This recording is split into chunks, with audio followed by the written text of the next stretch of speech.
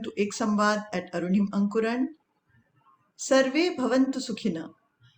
This is a special series on psychology in practice.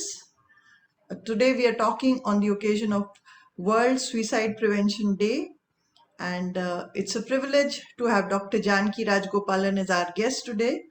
Thank you so much for joining in. Sure, thanks for the opportunity. It's a pleasure. A word about Arunim Ankuran. It is an initiative for positive social change through self-development. The goal is greater well-being and happiness for all. At Arunim Ankuran, we believe that each person is unique and special in some way, that each person can make a difference, each person can have an impact, and that is what inspires us to keep going. So, once again, a warm welcome to you, Janki. And you have this brilliant profile. Why don't you just talk to us about your journey? Yeah, thank you. I'll just introduce myself. I'm a private psychiatrist working in Chennai. I work with a hospital called ProMed Hospital.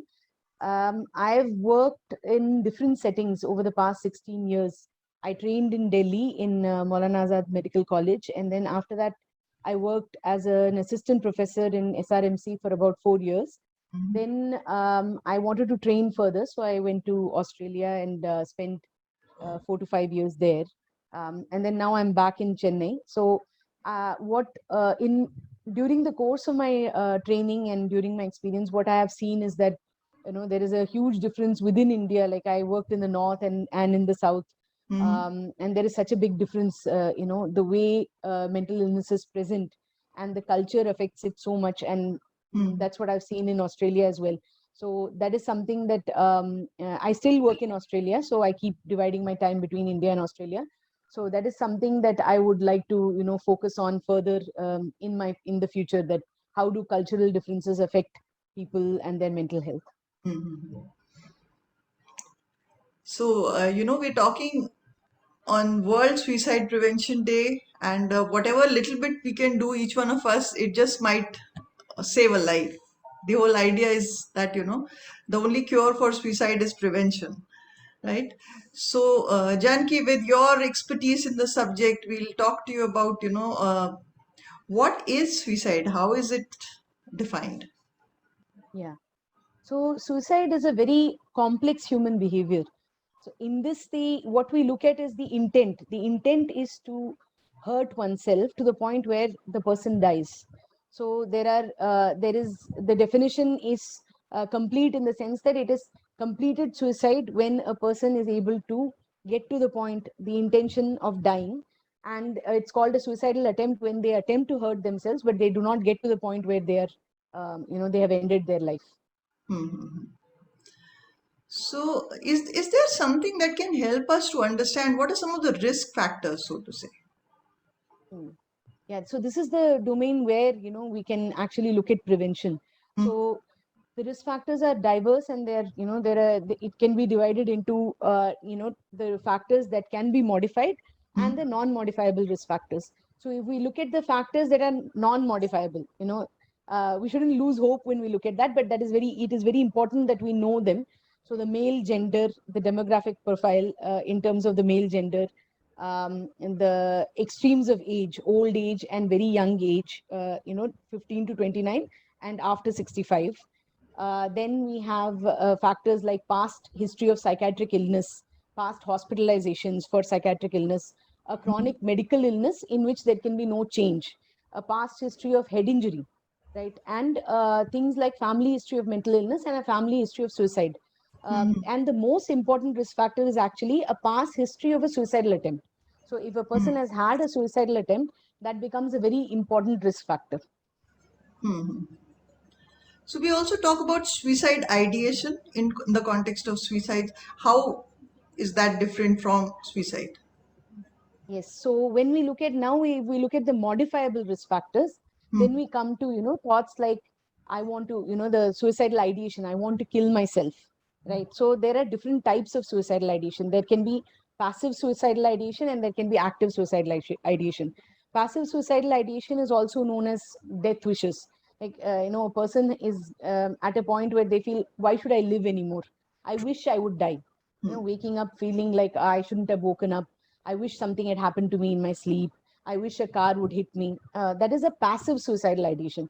In this, the intent to kill oneself has not really started yet. But this is also an indicator that a person is going down in terms of their mental health. When we talk about active suicidal ideation, that is when a person is actively thinking that, I want to kill myself. So there we divide it into, one of the very important questions that we ask is, what is the plan? What are you thinking of doing to yourself? Right. So the person may say that, I'm thinking of killing myself on this particular date. I'm thinking of hanging myself. I have these thoughts, to kill myself. I feel like I will run into traffic, or I'm accumulating, like, what do you call that? Tablets. I'm trying to get tablets so that I can take a fatal overdose. So these kind of things are very high risk factors, and these are the ones that we can catch and we can modify.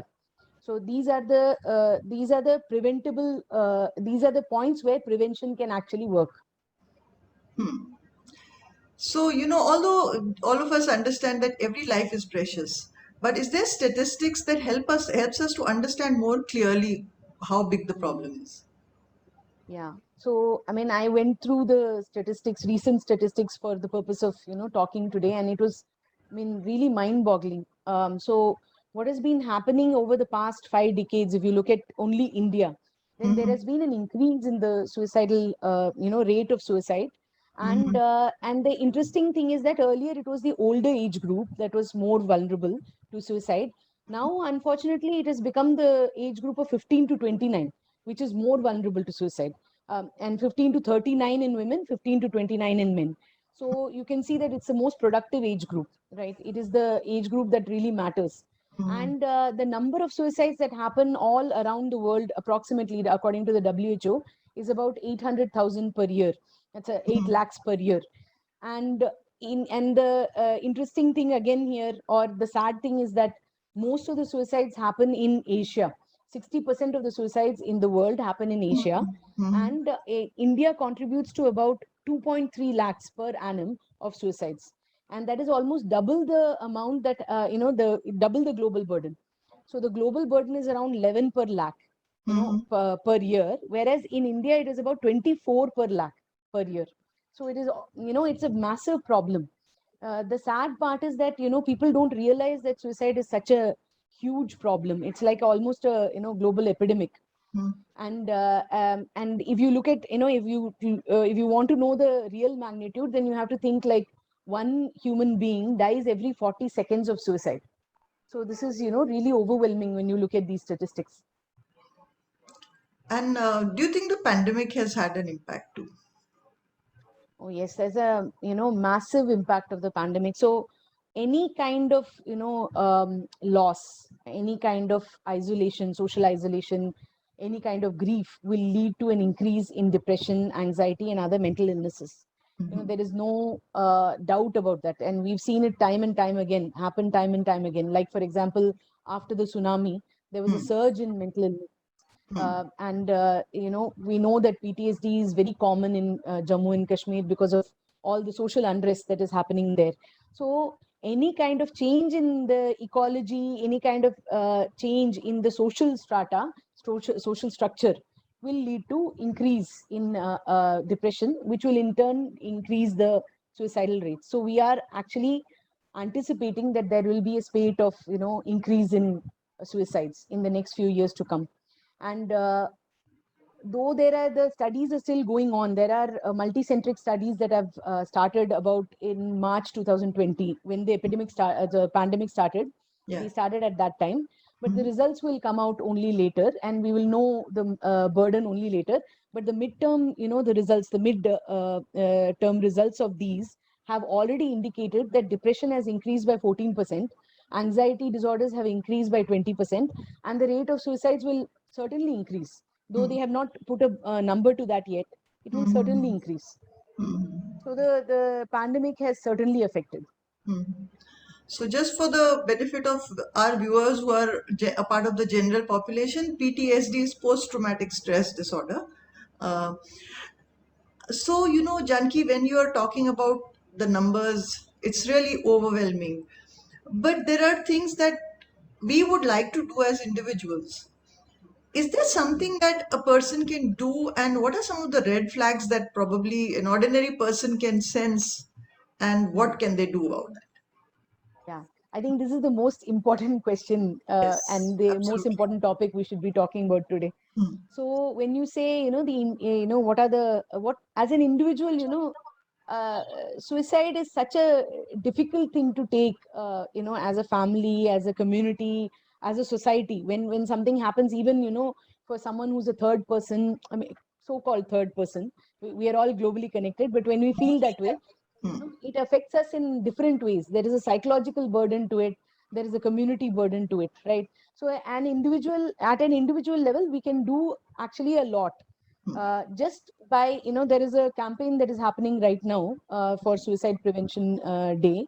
Hmm. Just asking, are you okay, to people whom you're like, for example, you have a friend who has not been in contact with you, and you feel like they're isolating themselves, or there is a family member who's not talking as much as usual, right? Or that there is something going on in somebody's family. So Hmm. you just ask them, are you okay?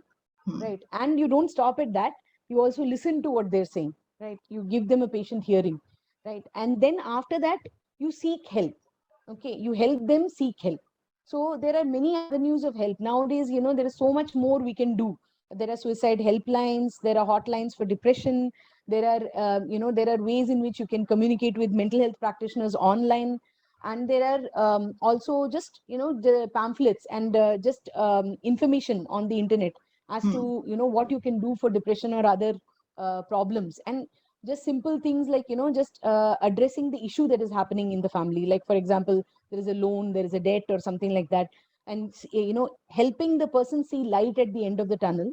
Hmm. Okay, that might not be possible for every individual. Like, it's not your job as an individual to do that, right? But maybe help the person just see, yes, there is a person who can help you with this. There Hmm. is a Hmm. probability that you can get better. There are so many Hmm. ways in which you can access help, Yes.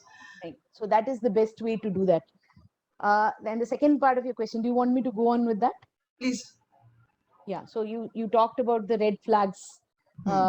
and so the one of the important red flags that we say, very urgent red flags, is Hmm. that when a person starts talking about suicide.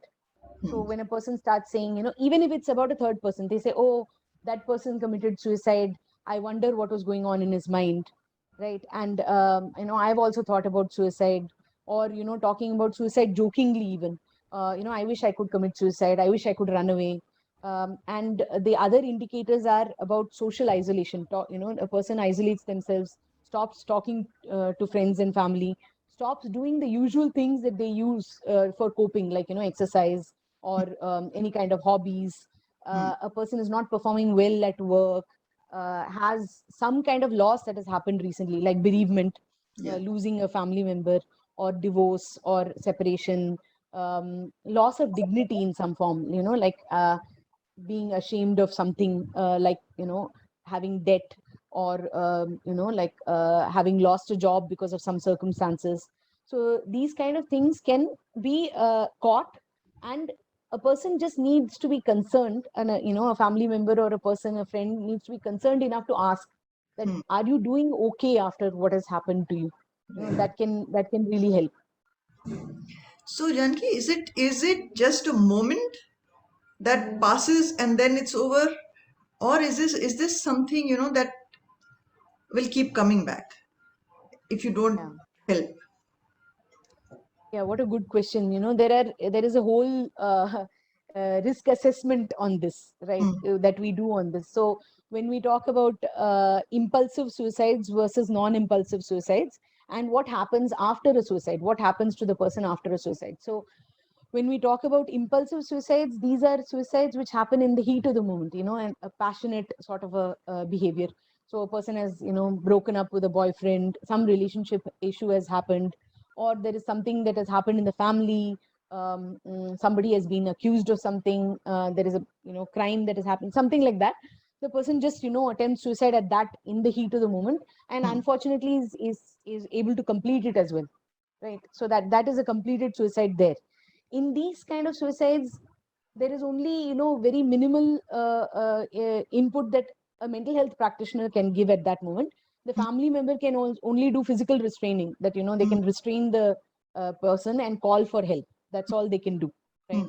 Then there is a whole planned suicide, and that's where the risk assessment happens. So how people usually, the statistics about this is so overwhelming. Again, a person who plans suicide talks to the doctor about 3 or 4 weeks, their general practitioner, 3 or 4 weeks before they commit suicide, and they indicate that they are feeling low, they are thinking about suicide. Unfortunately, it gets missed, right? So because the importance is not given to that, the fleeting thought that they are talking about. So a 3 to 4, there is about 60% of people talk to the general practitioner, and then after that, they plan their suicide. So it takes about 3 weeks for them to plan, get to a point where they feel that they are courageous enough, if you want to say it that way, to actually carry it out. They plan a date, and they make sure that everything is, the environment is, there is no one around. Many people even think that, my children should not find me, my spouse should not find me, things like that, like they make sure that the door is locked. So all of this is, important in knowing. So Yes. now what happens if a person has had a suicidal attempt? We Mm, go through all of this. We find out whether it was impulsive or whether it was planned. And mhm, when we find out that it is planned, then mm, it becomes even more serious, because then, that indicates that a person has some kind of chronic feelings of wanting to end their life. right. Right. So when you say, will it happen again? It can happen again if there are risk factors like depression, anxiety. Mhm, Substance abuse is very important, right? yes. Using alcohol or any other kind of drugs, Mm, and not having social, support, social isolation, having poverty, being in, poverty, not being employed. So these mm, all risk factors come together, and then we think about whether it will happen again. So the statistics again show that if a person has had a suicidal attempt and not completed it, then they mhm, are 33% higher risk of attempting again. Whereas in the general population, it's only, like around, like we talked about, around 1% to 2%.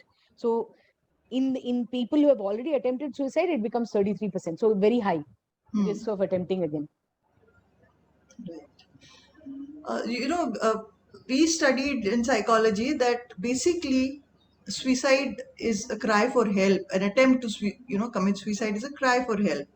So when this person is feeling hopeless and helpless, and so many other things, there are some therapies perhaps that, being conscious that this person is undergoing this experience. What are some of the therapies that you think one could work on?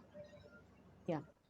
So, in terms of, like suicide being a cry for help, that's absolutely true. One of the things that has changed, luckily, in the legal system is that in 2018, finally, they decriminalized suicide. Yes, Otherwise, very it was important. so difficult.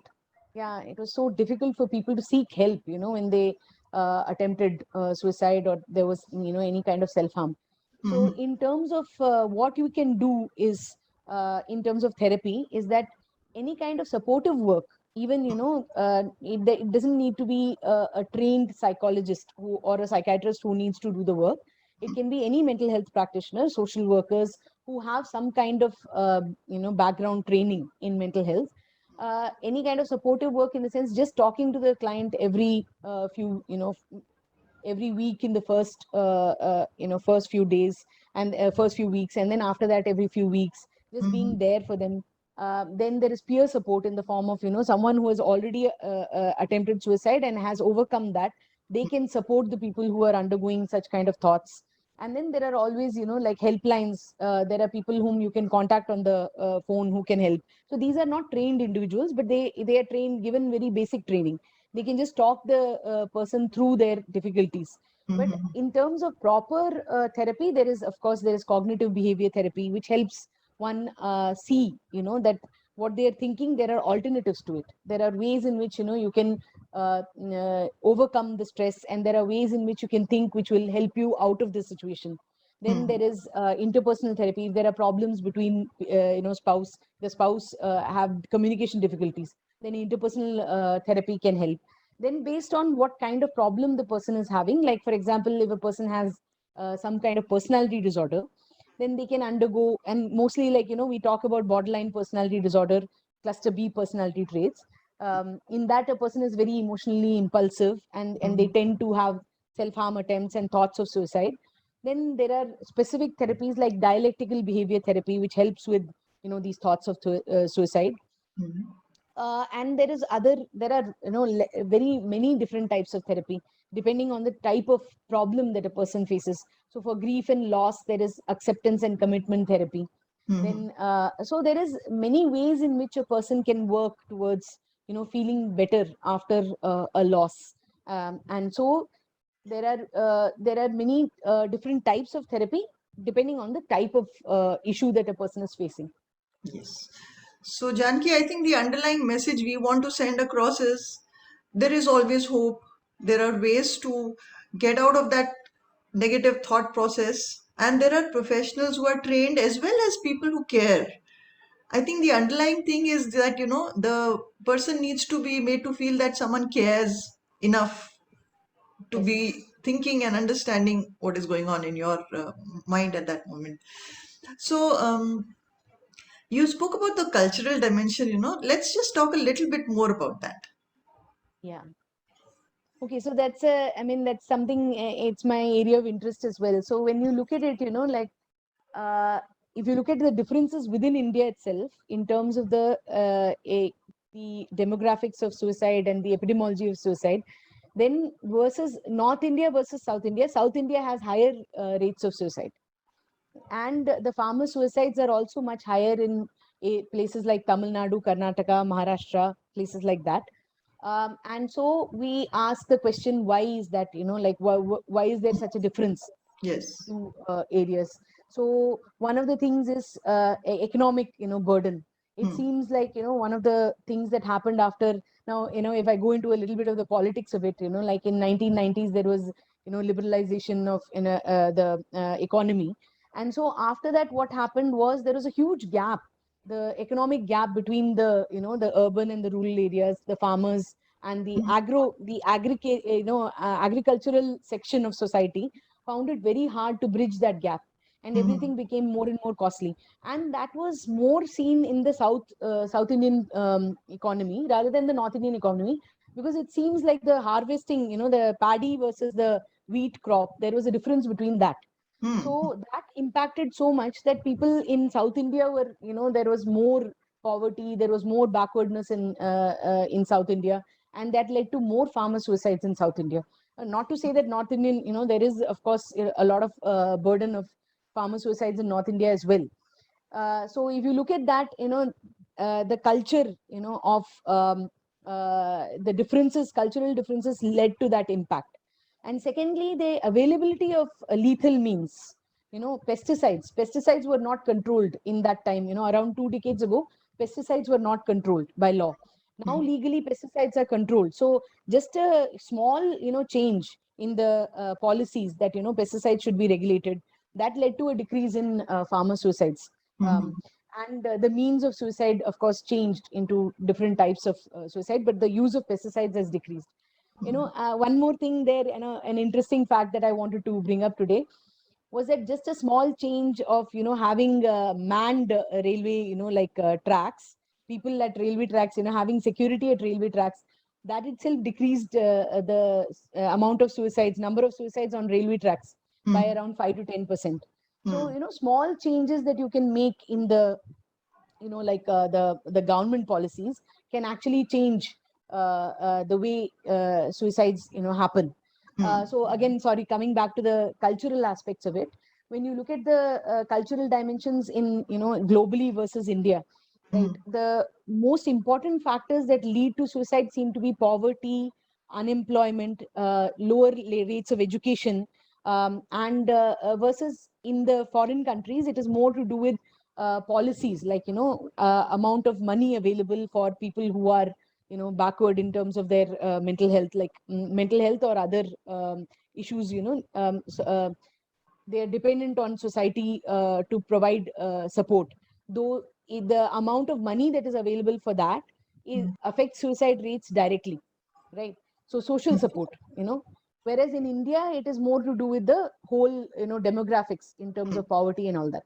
Hmm. So that difference is there. And then the whole structure of society, we are more of a like a joint family structure. We have a more of a joint family structure. Of course that's changing.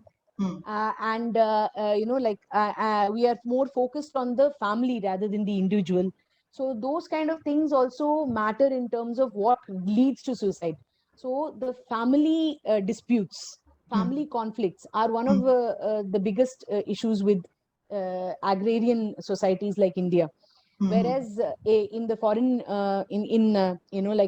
Western cultures, breakups and individual problems, bankruptcy, financial losses, those are more prominent in terms of why people commit suicide.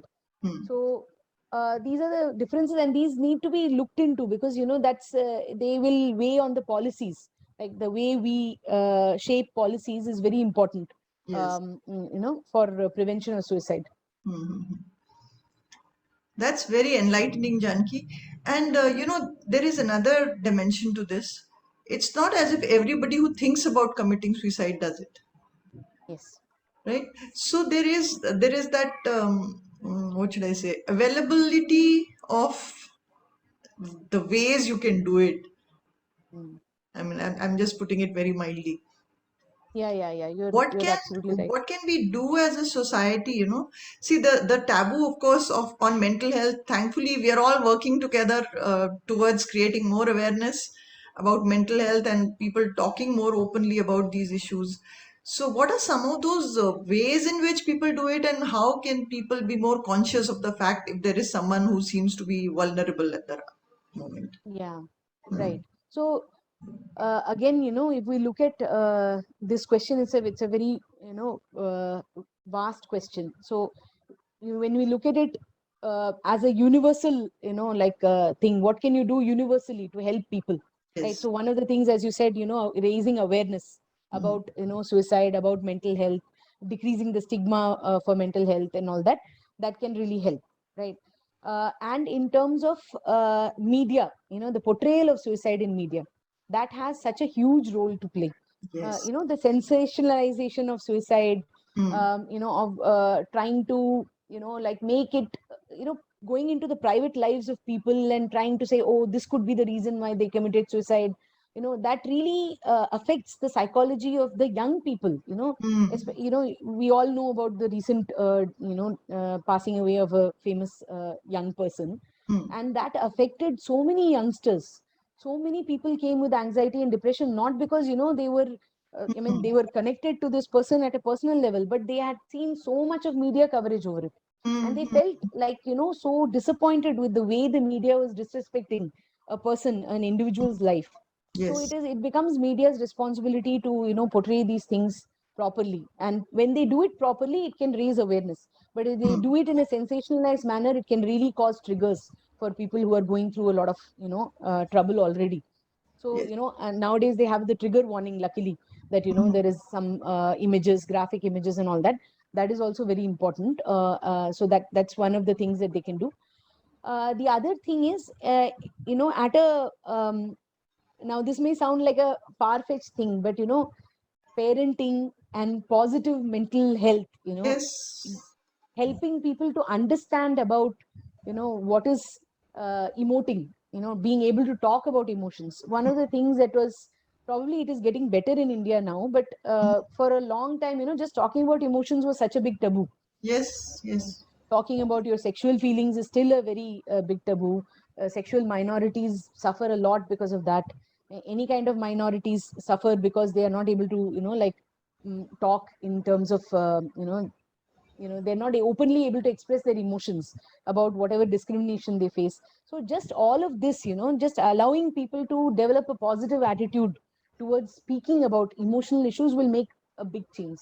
And when I said parenting, in this, in today's age, when we are all running after financial means, money, to put it out there, uh, what happens to the child's needs, right? What happens when both parents are working and you're not in a like a joint family, you have someone else take care of the child? What happens to the child's needs for expressing themselves or connecting to the parent, having that strong secure base that we talk about often in psychology?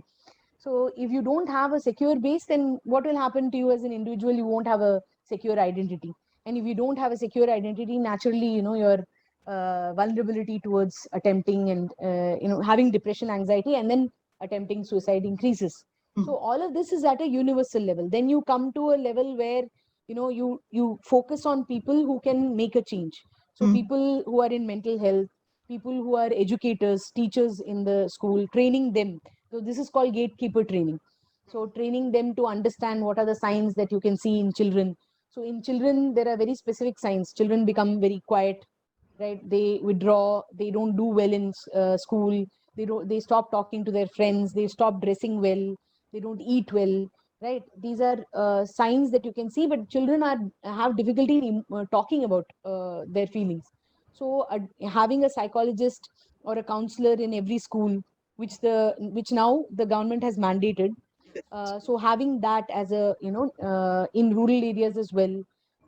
Then having people in every organization, having psychologists in every organization, allowing people to talk freely about their emotions without having the fear that they will be reprimanded for it, or they will have lose their jobs, or something might happen to them for it. So just allowing emotions to be talked about at this level. Now this is a selective level of trying to catch the people who are vulnerable here. Then you come to the more indicated level. It's called the indicated level of intervention. So indicated level of intervention is when you already know that a person is at risk. Now this comes to the point where there is a person who comes with a suicidal attempt to the ED doctors, or comes with depression, comes with depression to the GP, comes with depression to the psychologist, psychiatrist, or mental health clinicians. And how do you do a risk assessment there? So that kind of training that happens there, right? And follow up for people who have attempted suicide, trying to create communities which can talk about that, and mental health treatment in the form of medications for illnesses like depression, anxiety, schizophrenia, and other illnesses. And trying to make sure that they are followed up, people who are taking medication are followed up both by psychologists, psychiatrists, and also social workers, and creating a means where they can actually have a sense of purpose in life, where they can work. So Yes. that is the indicated kind of intervention we can do. So when you said that how do you catch the vulnerable people, so these are the ways in which you can catch them, and you can help them. Janki, you just also mentioned organizations, so are there a certain group of professionals, let's say, who are more vulnerable, or is there a difference in terms of the suicide rates?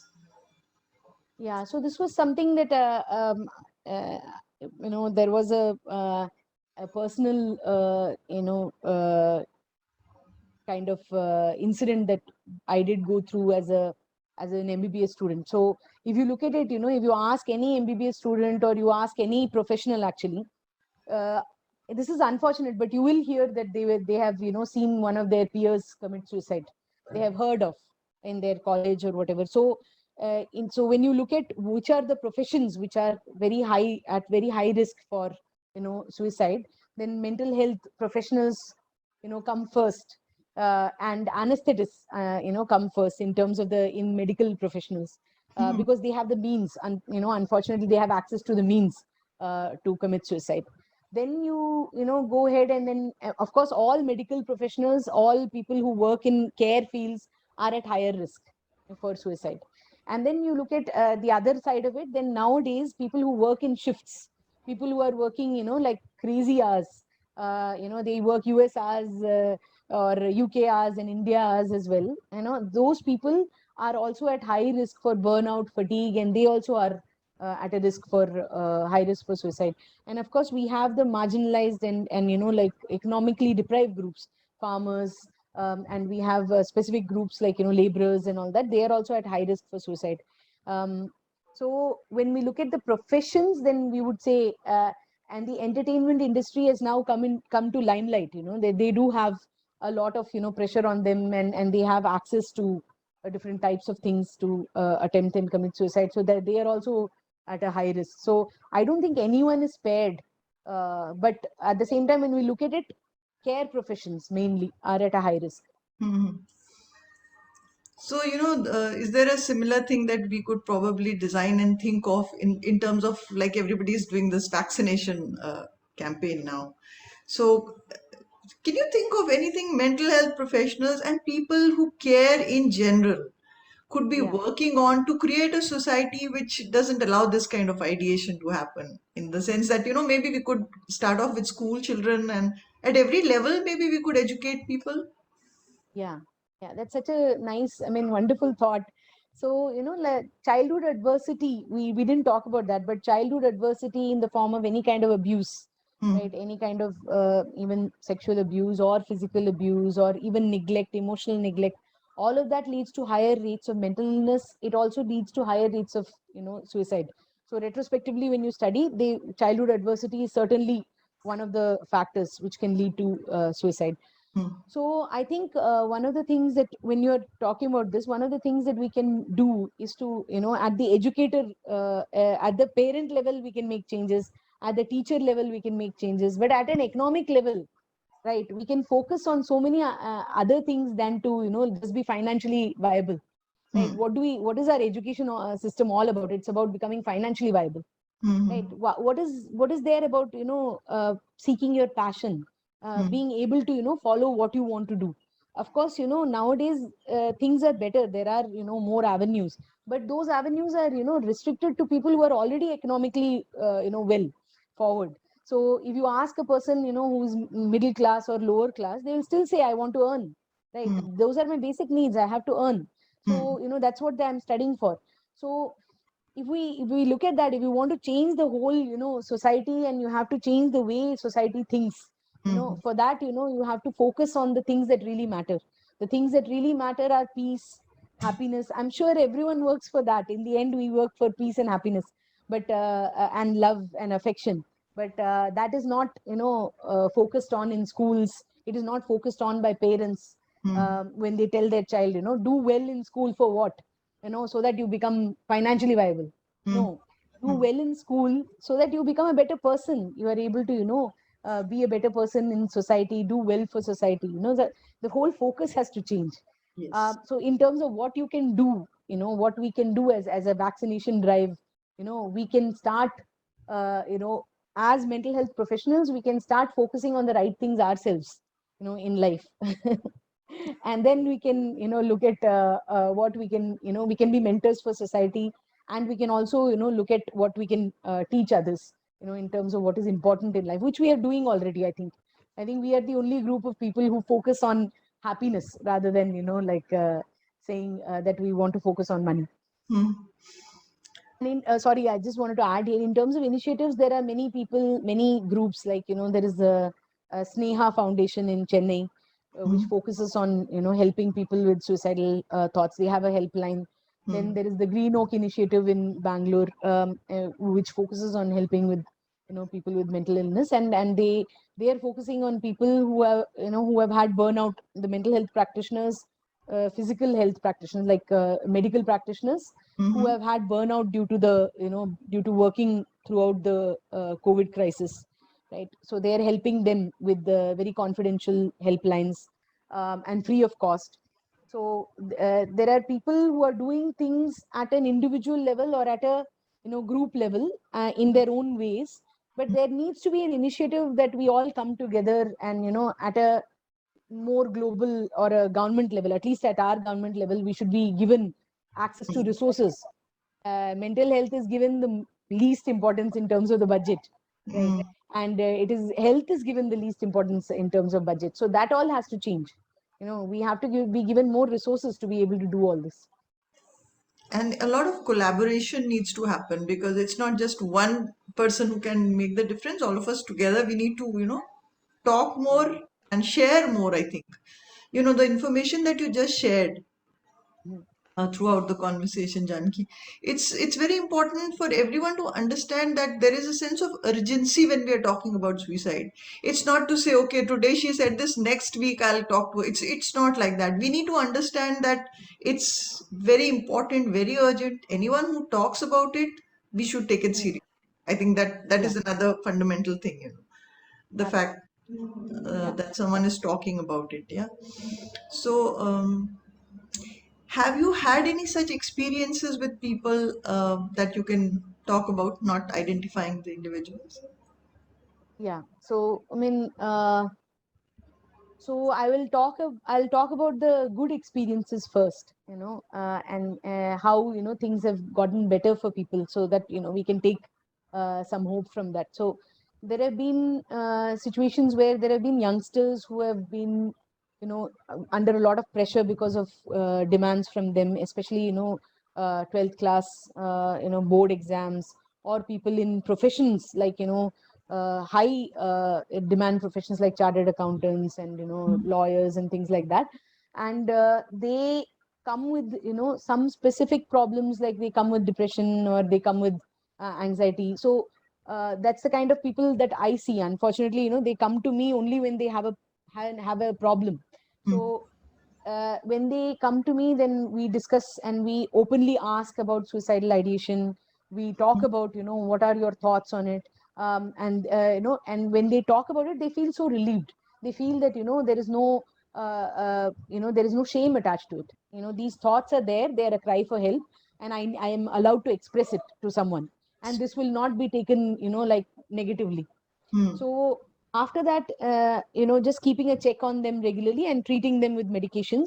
And there have been people who have come back to me. I mean, I'm talking about myself because that's a first-hand experience, but I've heard from my colleagues as well, and psychologists, psychiatrists, social workers, everyone, that they come back and tell me that at that moment, had you not asked me about suicidal ideation, had you not talked about this, then I think I would have done it. I was on the verge of doing it, and now my life is so much better. Right. And there are people who say that they are able to achieve so much in life. They never thought that was possible at that moment because they just thought everything was dark. There was Yes. no light at the end of the tunnel. So, those are really positive, stories. Uh, and and unfortunately, there will be negative stories as well. There will be situations where you can't do much. You've tried, but you can't do much for various reasons. But if you look at the positive stories, they are way more than the negative ones.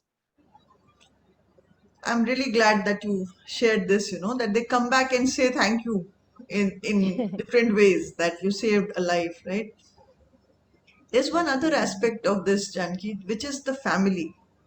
Mm, A lot of the time, you realize that the family members, the friends and colleagues, it could be somebody in the immediate circle of the person, they end up feeling guilty, blaming themselves. So there is a big challenge when it comes to coping with it. What can you say about that? yeah, this is a very, very difficult, domain because the kind of loss that suicide leaves, the kind of, whole emptiness that suicide leaves is way more than losing someone to a natural cause. The psychological burden is so high. When you say the feeling of guilt, what could I have done to make this person feel better? The questions, yeah, the questions around why did I not ask, what did I what could I have done to make that person feel better for one day, Hmm. why did that person feel so bad, that can be really, it can destroy the family, the near and dear ones. And in fact, studies show that people who are in the near the first circle or second circle of family, they have higher rates of depression in them after a loss.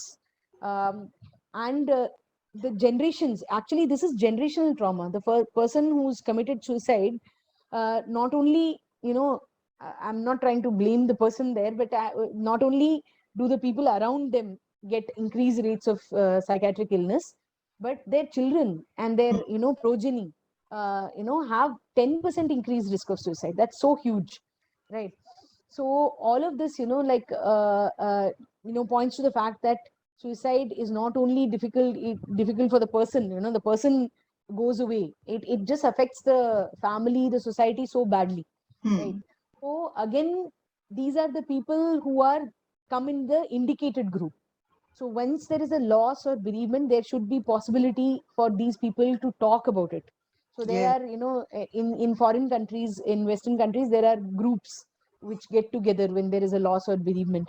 So there are specific groups, people who have lost their children to cancer or some other problems, or they've lost their spouse or whatever. mm, They can come together and talk. There are people who experience chronic medical illnesses like mm, cancer and all, who know that they are not going to live longer. Then they can talk about their feelings, about their upcoming, the likelihood of their death.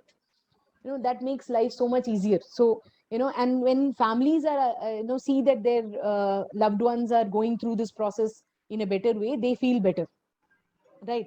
So, I mean, sorry, that was a tangent, but when you look at it, mm, there are groups which talk specifically about suicide, about loss in the family and all. That will help. mm, Support groups. And of course, as a mental health initiative, there should be spaces where people who have lost people or to suicide can talk. And there should always be someone, like who is able to address this immediately. So if there is a community where there is a loss due to suicide, then there must be a mental health practitioner in that community who can actually go and talk to this the family directly, without having uh, uh, without being approached by the family. So there should be someone who can do that.